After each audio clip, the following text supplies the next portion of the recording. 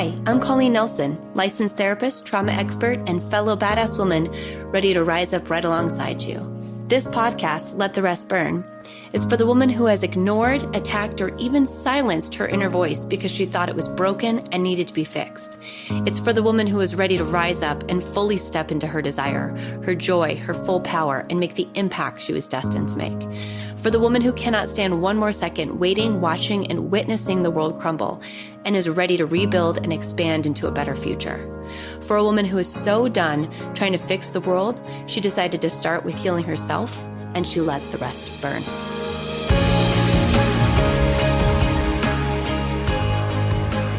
Hello, this is Colleen Nelson. Welcome back to Let the Rest Burn. I'm here with Kari Russell. She is an audacious 5/1 Sacral Generator, teaching her clients how to lead with their energy and intuition forward. Through mastering her own energetics and human design, Kari has built a thriving multiple six-figure coaching business rooted in deep power and freedom. Through her own rapid expansion, Kari is leading other women to create next-level wealth and liberation. Kari's signature coaching style fuses human design, mindset work, emotional intelligence, spirit, and self-expression to help her clients unlock wealth and build their business their way. Woo! That is like the elevator pitch for all elevator pitches. Kari, I love it. Welcome to the show. Thank you. Thank you so much, Colleen, for having me. I'm so excited to be here. Yay. Oh, me too. All right. I have to tell everyone kind of like how I know you, because everybody's always interested how everything's connected on my podcast. So Kari, I don't even think you know this. The way that I found you is so random. Which seems to be a theme in your world, actually, which we'll talk about in a minute. But I've always loved human design. I was introduced to it a long time ago, actually. And I just never had the space or the time to actually like deep dive into it. It was a little overwhelming for me at first glance, right? And I got an intuitive hit at the beginning of the year towards the end of the year of last year, where I was like, I need to look into my human design a little bit more. It's just showing up everywhere. So I went on Instagram and I literally typed in the little search box, human design coaches. No way. Yeah. And a bunch of wonderful women show up. Your coach showing up, Aligned by Design. Yeah. And I was like, ooh, yeah, she's awesome. Just not my energy today. And I was looking through it, and then I clicked on yours, and I don't even remember what picture was up or what was going on, but I was like, hell yes. And oh my God, that was it. I had no idea. That's so, oh my goodness. I'm getting teary-eyed. That's so awesome. I love this story. This is so great. Yes, I was so lit up by you. So for those of you that know human design, I'm a 2/4 Sacral Generator. So when I get a hit, it's like, all in. And I was so lit up. I told everybody. I even told my current coach, Ash McDonald, and she's like, wait a second. I'm like, no, I still love you. You're still a great coach. I need some human design work. And she's like, okay. And then Ash actually started following you and had you on her podcast. Yeah. So I just was like, I spread it everywhere. I was like, Kari! Thank you. I love that. But I love, this is what's so powerful about, when we step into our expression, when we step into our authenticity, it's like people can land on your page and in one moment decide they want to be in your energy. And it's just, I love that. I love that we get to use our platforms to just be ourselves. Yes. And make these incredible connections with soul aligned people, because you coming into my world, oh my goodness, you came in like a ball on fire and you haven't stopped. And it's been so incredible to be a part of. So I'm so grateful that you trusted your sacral. Yes. Even before you maybe really knew enough about human design to understand what was happening. But it was just I'm so excited. So that's an incredible story.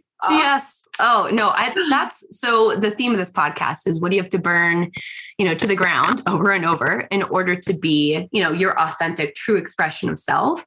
And I learned long ago that my impulsivity at times, we'll say at times, I'll give that caveat to a degree, really leads me to my best work, my best self, my best leaders, my best coaches. And before I understood how that was tied to my human design, it's my jam. Like I have booked trips to Nicaragua for 3 weeks solo on a spur of the moment. That turned to be life transformational. I've done some crazy stuff that just, when I get that hit, it's like, I don't even really care who you are. I don't really know what you have to offer. I'm just like, all right, well, I guess I'll just buy this, this, and this, and this, and join your works. Okay. Well, that's like, as I'm hearing you speak, I'm like, this is your sacral and your defined heart. Like, oh yeah, investing. You know what I mean? It's like, fucking, I want it. I'm just going to do it now. Like, no, like, it's just like, it's like your sacral says yes, and your heart center is like, no. Yes. That is so good. Yes. But I think the fact that you said like impulsivity, like that is a big conditioning piece that a lot of sacrals experience, because, you know, we've been taught to think things over and think things through and be smart and logical. But that's not how we're designed to move through life. And so hearing you be like, this is like where you own your impulsivity. You know what I mean? Like that's where you get to own it and be like, when I am impulsive, when I trust my sacral in the moment, I know it's only going to bring me to my next step, to my next level, to the next experience, to the next lesson, whatever. Yeah. Yes. So good. Yes. No, absolutely. And I think that's the piece, like, you know, it's interesting what we burn. And I love it because it's very tied to human design. So I'm excited to hear what yours is, because I know it's going to be tied into that piece. As a trauma therapist, you know, I love using human design because it's different. It's different language. It's different language to help, you know, people come to it in a different way. Because I think sometimes, you know, they hear the same things over and over again, like, I need to stop thinking that I'm not enough, you know, and it's like, God, we can hear that all day, every day, but how we actually burn that belief system to the ground. Sometimes we need different approaches to get there, because it's 100%. So challenging to do. Yeah, and 100%. And I think, you know, I'm obviously not a trauma therapist, so I come from like a totally different viewpoint, but what I love about the human design is that I feel like it's like not like a shortcut and like we're bypassing things, but it's a shortcut to like the understanding of why that conditioning is there, why those, like, you know, those limiting beliefs are there, why you're feeling the way that you're feeling. It kind of gives us like a workaround to just go right to the heart and soul of the matter. And like you said, like the language it brings, it's like, it opens up the conversation to go deep really fast. Yes. Yeah. I love that. Okay. So Kari, let's get into you, because I'm so excited. So the question I ask every guest is, you know, when you hear this, you know, let the rest burn, be your full expression of self, and then let the rest burn. What did you, or what have you had to burn in order to become the you are today?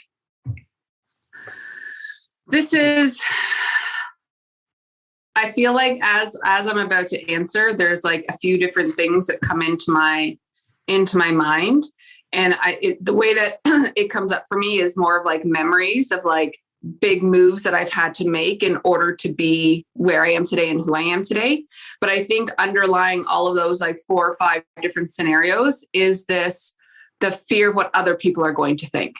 And the projections of, you know, that I'm going to be misunderstood, that my intentions are going to be misinterpreted, that the way that I show up is going to make, you know, somebody else feel the complete opposite way that my intention went, or that what my desire was.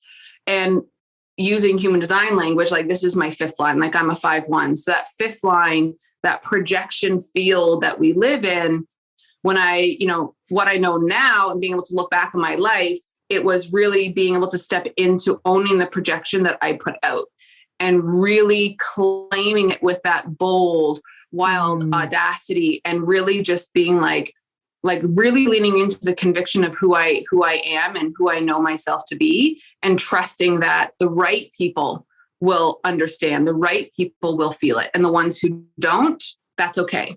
That's okay. And so I think it was really just like letting go and like just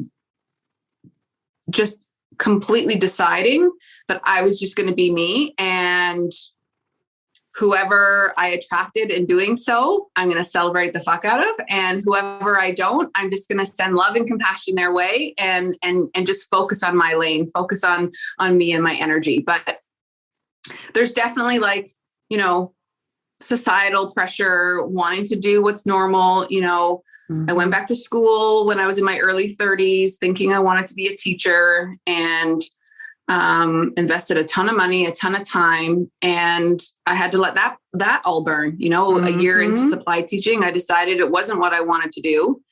It would have been easy to stay in it. You know, the pay was good, the schedule was good, summer's off. Like logically, it made sense, but soulfully, I knew it wasn't the right thing. So, you know, letting things burn, and like, you know, who am I to let go of a teaching job when there's so many people out there wanting to become a teacher? So it's just like, it's just really like letting go of all of those fears of what other people are going to think. And the more I do that, right? Like, this is a journey. It's a work in progress. It's a work in process. The more I do that, the more I really own that fifth line projection, the more fun I have, and the more incredible the people that I call into my world. So yes. Oh, yeah. So for those of you that don't know, Kari lives in Canada, where teaching is paid well. People want to be teachers in Canada. Yes, in Canada. Right, gotta get clear on the demographics here. Yes. So I'm glad you kind of answered this, actually, because, you know, when I ask this question, my guests usually have some brilliant and incredible answers. And what's tough is we hear what we had to do to burn, right? We hear what we had to burn. We hear what, like, how we landed today. For you, it's, you know, other people's projections or your own projections on what you're supposed to do versus like what's coming from like your soul, as you said. But I always get the question of, but how, you know, like, but how do we do that? Right. So I know that I'm not supposed to care what other people think, or I'm not supposed to spend energy on those that don't align with me, but yet I still do. And I love how you said, you know, this is a work in progress. Like, this is an ongoing conversation you have with yourself regularly. 100%. Yeah. Yeah. And so where would you say in the course of all this, when you think about, okay, if this is, you said you had a couple examples, so I want to get to the others as well, but I have one more question on this one. Where is it the trickiest? Where does it kind of sneak up on you and say, wait a second, like here's an ember that's catching some oxygen. It's starting to burn back up. Where does it get you sometimes? I think for me, it's like when I show up online, when I show up in my programs, when I show up on social, like it feels effortless to be fully in my self-expression.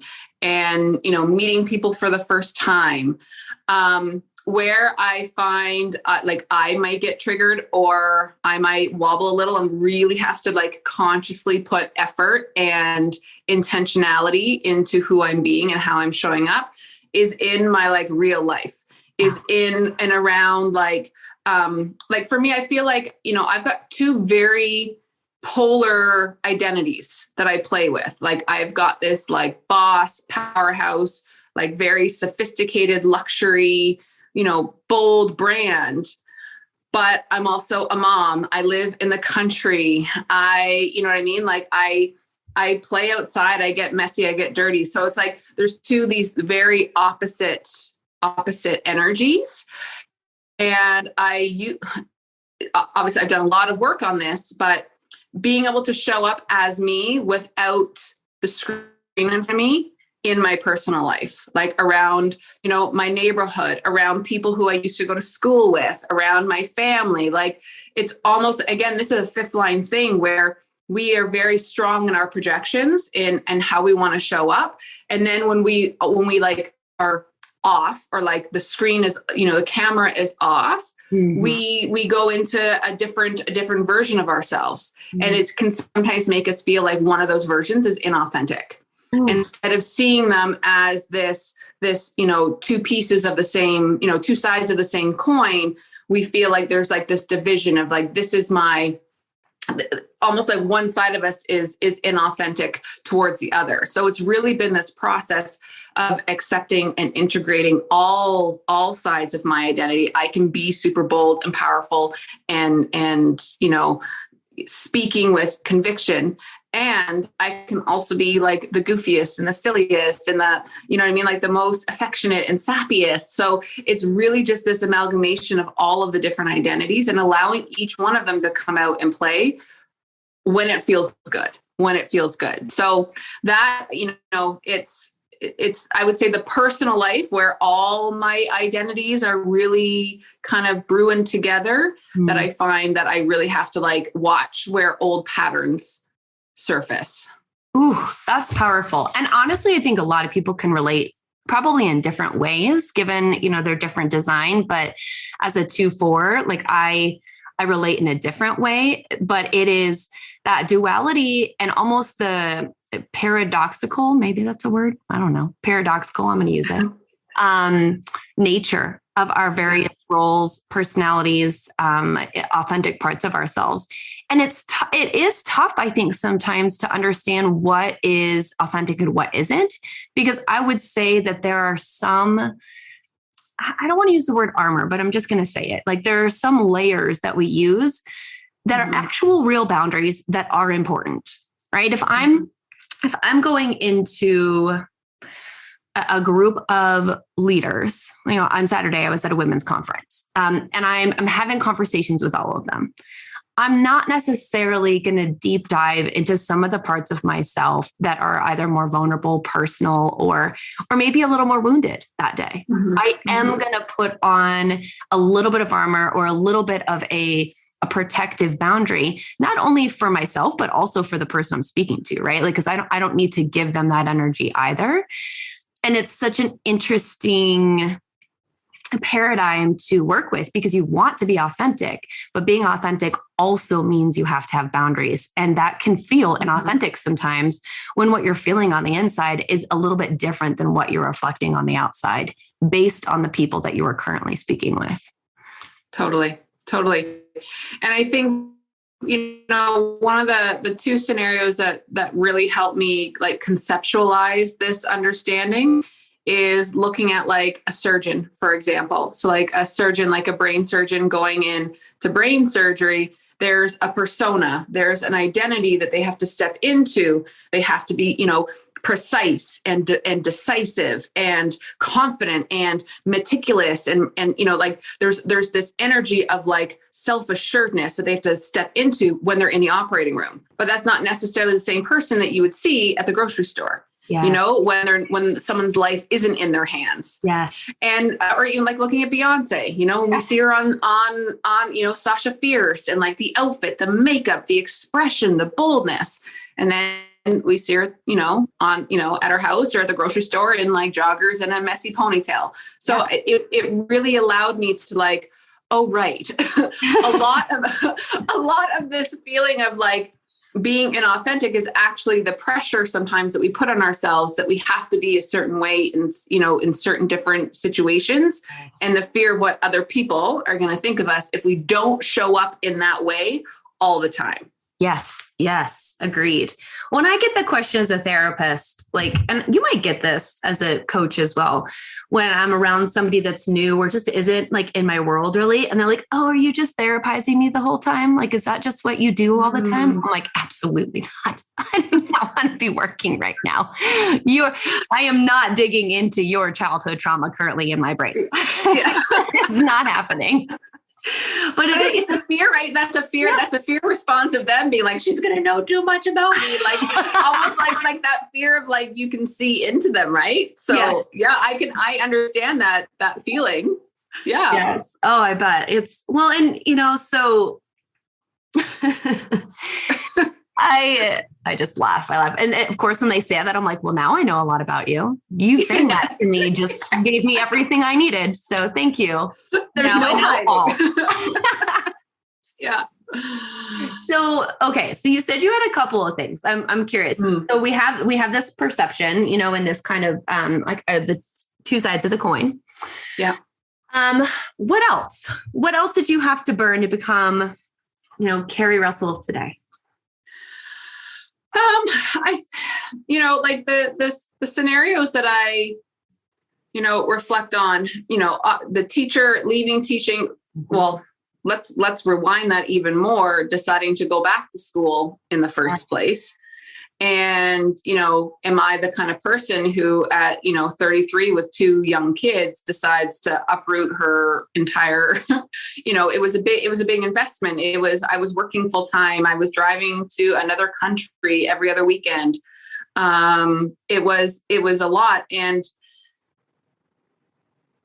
it was almost like, can I give myself permission to play in this new evolved, way of being? Mm-hmm. And in making that decision, I also had to understand where, my job that I had before I went to school, I was an assistant manager at Lululemon, and I loved my job. I loved my people. I loved my job.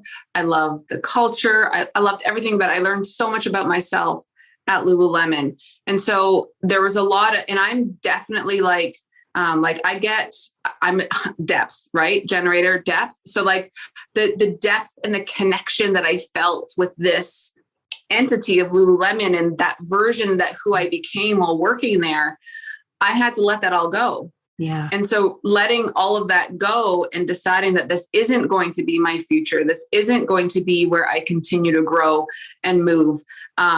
And that was a big decision. That was really, it was challenging. I'd been there for 6 years, the relationships that I had built, the growth, the everything. So letting that go to decide to go into teaching, and then going into teaching, and then letting that go and deciding to go into business. And then in business, I started as a goal coach and helping people and helping women, their vision and goals, and, stepping out of the box that they've been living in, and making the decision to drop goal coaching and go into business coaching. Like, it was like, there's just been like massive things along the way where in the moment it felt good, but then it no longer felt good anymore. And needing to let it go, let it burn, let it, release in order to allow that next step in our evolution to come forward. And I think, like, as I'm speaking, there's every day, every day I let things burn. Like, every day I let beliefs burn. Every day I let fears burn. Every day I let, offers in my program, in my business that are no longer aligned, I let them burn. So I think, yes, I have these major big events, but it's also something that happens on a day-to-day basis. And I think, sorry, I'm like rambling here, but I love it. It's that sacral, yes, lets me know, and that sacral no lets me know what needs to be let go of, what needs to be released, what needs to be, kind of thing. And I think the more that I trust it, and those things that we let burn, they can be, small little energy leaks, or they could be big, massive energy leaks. And I think it's just the awareness of knowing when it's time to let something burn. Ooh. Oh, so all of that, I think everyone should just rewind and listen to one more time. And then we'll catch you here in a minute. Just rewind and listen to it one more time, because you just coached us all right there, Kari. Thank you very much. You're welcome, audience. So here's what you just tapped into, which I think is absolutely essential. In order to get into the flow, we all talk about being in the flow, in alignment, in enlightenment, right? This desire we all have to just feel held by the universe, basically. And it requires exactly what you just said. Non-attachment, to be honest with you, would be the word that I would use. Non-attachment to your present reality, recognizing your present reality is what it is for right now in this very moment, and then releasing that from the future. Yeah. Because ultimately that opens you up to so much more. It allows you to move through your intuition, move through your authority, and move through what is coming to you versus holding so tightly to what you believe is safe or what you believe is going to give you control, which is a trauma response. And that's okay. We can work through it later. But it's believing that, right, is what keeps us, honestly, from being able to access those next layers of our growth, next layers of our expansion. And I hear leaders talk about this all the time, and it's so inspirational, but it's the how that people get stuck on. And the how is really surrender. And it's so tough to do, but actually surrendering to your inner trust, your inner intuition, this is what leads us. And we're always coming back to that because the conditioning of the world is telling us not to trust that, is telling us not to surrender, is telling us to grab a hold. And that is that, I guess, the polarity of the masculine and feminine energy is this like structure that supports us and that feminine flow through it. But I think our world leans a little heavy in the masculine energy, and we're really working hard to open space for that flow again. And that is what I'm seeing in women leaders today. You know, and I'm not saying men aren't doing this or non-binary folks aren't doing this, but I am seeing this like surge of feminine energy that's allowing for flow and expansion and redefining what it looks like to be successful, to be in alignment, to be safe. Honestly, it looks different. It looks in flux. Whereas before, safety was tied to knowing where you were going to be in 30 years, not having this fluid reality.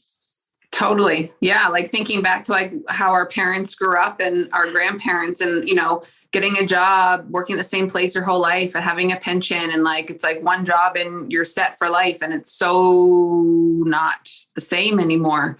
Correct. And it's so exciting. Like, it's so exciting. Like, I just think of like the adventure so many people missed out on, like all the fun and the excitement of like, but you know, it was a different time, right? So it was a different time. And I think now, like when you talk about the masculine and the feminine, like you know, in human design speak, I'm like a 50-50. I'm like a 50-50 split. However, I love the masculine energy. Like it feels good for me. I've had to really learn where it's high frequency versus low frequency. Yeah. Like I really see like there's a place and a time and a requirement for that high frequency masculine energy. And I really thrive in that. It feels good for me. It allows me to like be creative and innovative and take my ideas into action. And it's been the leaning into the high frequency feminine that I've had to do a lot of work around, and a lot of surrendering, a lot of trusting, a lot of playing and exploring, like never having ever been taught about it. And really trying to figure out like, what does it actually look like and feel like for me to be in my high frequency feminine? Because I think even within that, there's so many different definitions that people portray online, and neither one is better or worse or good or bad, but it's we have to be willing to take what we're seeing and then go and play with it in our own way and really feel into it. And for me, it's almost like the masculine and the feminine, like it's always there together. Like I definitely have masculine energy moments and focus. I definitely have feminine energy focus, but I want to say like 80% of the time, it's the masculine and the feminine together. It's the pleasure and the desire and the action, you know, the aligned action and the movement and the decision making. It's like, it's so interwoven. I can't actually pull them apart. Well, and that's because you've done the integrative work. I think exactly. Like, I'm all for right arrows. So I'm like living in the feminine over here. I need some masculine up in my life. We'll talk about that later with our human design reading. I'm like, Kari, I need you help. Well, you've got some pretty powerful defined centers. So it's not that you're at a short for the masculine. We just gotta attune it in your way. We got to grab it. Yeah. We got to grab it in the high frequency. That's the key. So, high frequency and low frequency. I love that language. Because yet again, here's new words, new language we can use to talk about what does it look like to show up in a way that's actually going to work for us versus a way that is going to kind of activate that shadow work. And again, shadow work isn't bad, but most of us would like to, be in that full expression of self in a way that brings the things and magnetizes the things and people to us that feel good. And that is that high frequency energy. And it's really tough. And I'll say this might be a little controversial, but I'm just going to say it anyways. I really think that, the past 100 years, well, okay, we'll say longer than 100 years, but I think women have been really like pulled into that low frequency because of, we'll say the patriarchy, white supremacy, like it just has like pulled women into that low frequency and men into low frequency, but just this, we're like fighting it. I feel like we're breaking out of a paradigm. We're breaking generational patterns of trauma. Like it's bigger work for me. It's bigger work what we're doing right now. And human design is one of those things that I see is coming alongside that movement and giving us language and giving us the tools we need to break out of that generational trauma that has been set like decades after decades, centuries after centuries, like ingrained in who we are and what we're trying to do. I mean, how many of our parents, grandparents, great-grandparents actually lived a life aligned with their design? Right? It's almost painful to watch sometimes to see how much they sacrificed because of what they thought they should do. I was just thinking about this the other day, actually. Yeah. Really, it's like we've got the beautiful gift of being able to, yes, we're focusing on ourselves. Yes, human design is great for our own alignment and for our own experience in our lifetime. But it's that ripple effect. It's the being able to teach the younger generations. And it's like when I think about my daughter, I'm like, when you talk about how do we show up fully self-expressed, how do we let it burn? Yes. For me, it's like, I do it because I want to be the best example for her. Yes. And for my son, you know what I mean? But it's like the responsibility is so much bigger than me. Like the impact is so much bigger than me. It's like, when I look back on my life, how do I want to remember it? How do I want to look back and see those moments that I gave, by me living in my truth, I give permission to my daughter to live in her truth. I give permission to my son to live in his truth. I give permission to everyone in my world to live in their truth. And to me, that's my how, is that it's bigger than me. And if I hold back because I'm feeling uncomfortable, then it's like, I make it like this extreme thing in my brain. And this extreme thing in my world is that, like, if I hold back, what I'm basically saying is that my comfort is more important than everyone else's growth around me. And that feels, ugh. Yeah. Like that's a sacral no. Yeah. You know what I mean? Like, that feels gross. It feels gross for me to put my comfort ahead of the impact that I know that I can make by living my truth. And that doesn't even mean, for everyone listening, it's like, that doesn't even mean you've got to have a business. You've got to be loud and vocal on social. Like you create that impact in your own world with the interactions, with, the eye contact make with the lady at the grocery store, with the smile and the wave, with, the mailman, picking up your kids from school, wearing what you want to wear, and somebody else sees you and like, oh my God, like I wish I could wear something like that. Like it doesn't even have to be an intentionally creating an impact, but just your essence, just your presence, when we are being our fullest selves, that impact is happening. And we're either creating an impact that's going to change the world, or we're creating an impact that's just going to reinforce what the world has already been telling us. Yes. No, absolutely. I love that. I love that so much. And impact is such a great word to use. And I do think did you post the quote about something impact over intention over impact? I don't know. There was some sort of quote about that. Yesterday, I posted alignment over everything. Yeah, maybe it was something. It actually had like impact in the quote. I'll have to look it up and I'll share it on my Instagram. But It's talking about how like impact is something that we should focus on impact over results, something like that. Yeah. Something like that, right? Yeah. And I don't know who posted it. Open head. I just, whatever. It came in, it was great. I amplified it. I'm done. But I want to come back to actually something you said a few seconds ago, because it reminds me of a Brene Brown quote, which I actually know, which is the definition of integrity is choosing courage over comfort.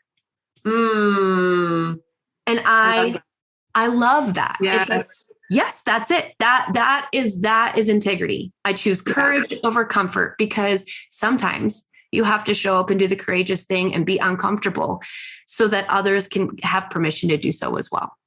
And it is a ripple effect. It is and you know, we are leaders in the industry and on social. So the ripple effect, I think our impact might be different than those not in the industry, but that doesn't mean it's not as big. I mean, every single person can affect hundreds of thousands of people, honestly, with one integrity-based, aligned moment in their life. And that's like the scary and also exciting nature of our world. Right? Like the butterfly effect, terrifying movie, but also good, but terrifying. Yeah. But I think like this is what I love, to talk about is like, once we have that awareness of the potentiality of the impact that we have, then we get to play in the intentionality of the impact that we have. Yes. And this is where, again, as leaders, we go first. We do the scary thing. We show up boldly. Like this, again, for me, it's like my credo, like my manifesto, my mantra. It's like what I live by. And it's really because it's like this, it's this intentionality with the impact that I desire to make. And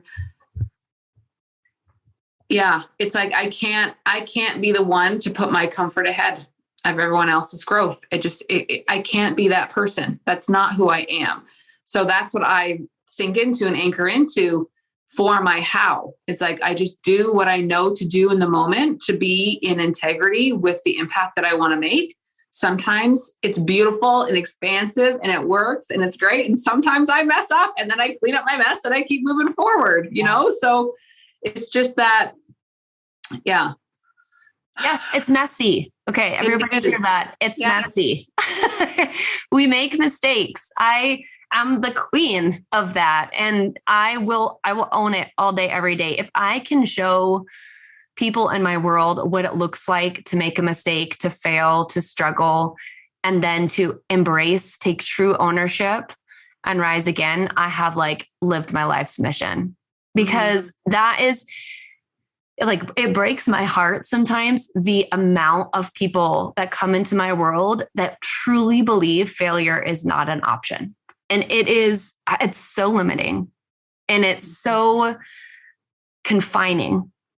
And really, if we're not failing, we're not growing. We're not learning. We're not accessing the true nature of the human existence. And as Ashley Tracy says, Earth School. She calls it Earth School. I love that. Yes. Yes. She's like, we're on Earth School to fail a lot. So just like fail and learn your lesson. Totally. And I think it's like, a lot of our experience with failure has a lot to do with, trauma from childhood, what we were taught about failure. And it's something that, I'm hyper aware with my kids, when they come home with a not so great school mark, it's like how I respond in that moment is going to teach them about what it means to not do as well as you could have, or as you desired. Using it as a reflective moment. Like, did I prepare the best way that I could? Did I allow myself, did I do what I knew I needed in order to be able to show up and perform? And it's when you say failure, it's like, this is where, as a mom, it's like, I have to teach my kids how to handle failure with grace and with excitement and with adventure. That, what failure actually gives us is just another opportunity. It's not the door isn't closed. It's we get so stuck looking at the one door that did close that we miss all the other doors that are open, like, so sorry, you've got me like, yeah, on a totally other different. This is how wavelength. Yeah. This is how it works with two generators. Just like we could talk for literally hours about 18,000 different things. So okay, that's how it works. That's the beauty of all of this. Well, and as we kind of round out our time, because again, we could talk for hours. Yeah.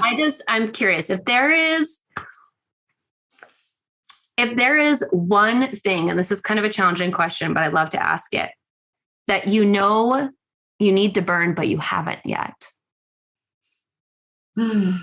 or you're preparing to, or you see it coming. Is there anything right now in this world that you're feeling kind of come up for you? To be honest, no. And it might just be out of my awareness right now. Mm-hmm. But like every day I check in with myself. Mm-hmm. And I have done a lot of burning in the last little while. Not much left to burn, Colleen. I have done a lot of burning in the last little while. I love that though. Yeah. So I think like right now I'm feeling good, but like as soon as we get off this interview, like something might surface. So even though right now it's a no, nothing is surfacing, that doesn't mean that there's shit not brewing that the heat hasn't hit me yet. Well, and I think that is sometimes why I ask the question, because oftentimes it is no, and that's all right too, right? Sometimes like things are as they are, and we're in that in-between place. I will say this. Sometimes I think those of us that enjoy I'll say the chaos, but it's not always chaos, but like the experience of the chaos of something new and releasing something old. Sometimes the in-between can actually be more uncomfortable than the middle of the fire. And that is also okay. I love burning shit. I love starting new things. If I could start a new thing every second of the day, I would be a happy girl. It is the like holding that can be the most challenging. So I burn my desire to burn sometimes. Sometimes. Yeah. Like this is where it's like, can you just be present in the moment that you're experiencing right now? Correct. Without needing anything, any distractions or any activation or any stimulation. Can you just be here now? Correct. Exactly. Yeah. So that is my challenge to everybody listening.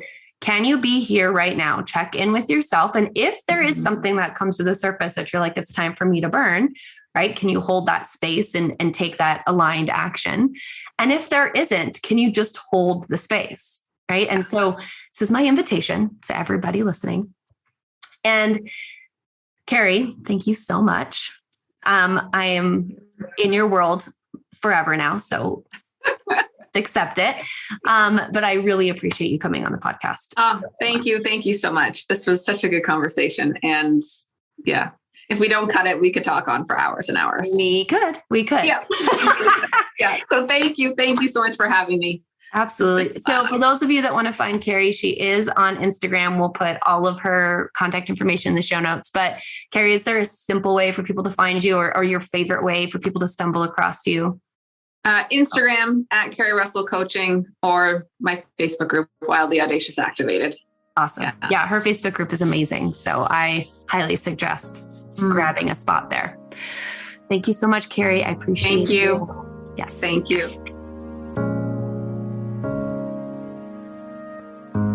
Thank you so much for listening.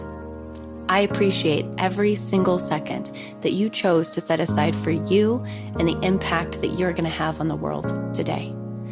To be inspired, to be seen, and to hold space starts with the very actions we take with ourselves. Look at the show notes for more information. Like and subscribe and share with friends if you feel inspired to. And as always, let the rest burn.